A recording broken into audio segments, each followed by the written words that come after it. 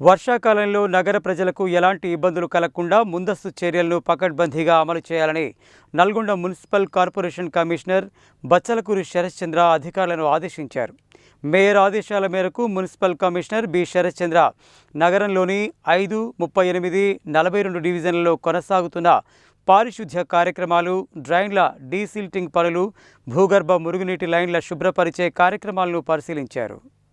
Mayor ఆదేశాల మేరకు municipal commissioner B Sarashchandra నగరంలోని 5, 38, 42 డివిజన్లలో కొనసాగుతున్న పారిశుద్ధ్య కార్యక్రమాలు, డ్రైన్ల డీసిల్టింగ్ పనులు, భూగర్భ మురుగునీటి లైన్ల శుభ్రపరిచే కార్యక్రమాల్ని పరిశీలించారు.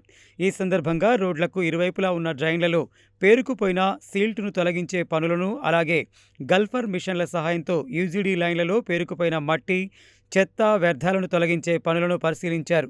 వర్షాకాలంలో మురుగునీరు, వర్షపు నీరు సాఫీగా ప్రవహించేలా చర్యలు తీసుకోవడంతో పాటు ఎక్కడా నీటి నిల్వలు ఏర్పడకుండా ప్రత్యేక దృష్టి సారించాలని సంబంధిత అధికారులను ఆదేశించారు.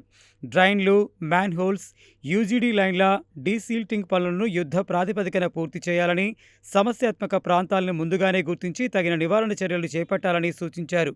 నీరు నిలిచే ప్రాంతాలపై ప్రత్యేక నిఘా ఉంచి పారిశుద్ధ్య నిర్వహణలో ఎలాంటి నిర్లక్ష్యం లేకుండా చర్యలు తీసుకోవాలని ఆదేశించారు. వర్షాకాలంలో దోమల వ్యాప్తి, సీజనల్ వ్యాధులను నివారించేందుకు పారిశుద్ధ్య కార్యక్రమాలను మరింత విస్తృతంగా నిర్వహించాలని సూచించారు.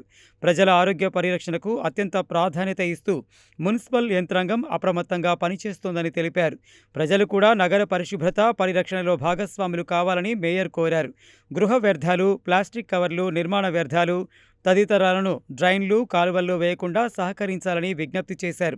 డ్రైన్లలో చెత్త వేయడం వల్ల నీటి ప్రవాహానికి ఆటంకం ఏర్పడి వర్షాకాలంలో నీటి నిల్వలు, పారిశుద్ధ్య సమస్యలు తలెత్తే అవకాశం ఉందని పేర్కొన్నారు. ఎక్కడైనా డ్రైనేజీ సమస్యలు, నీటి నిల్వలు లేదా పారిశుద్ధ్య లోపాలు గమనించిన వెంటనే మున్సిపల్ అధికారులకు సమాచారం అందించాలని కోరారు.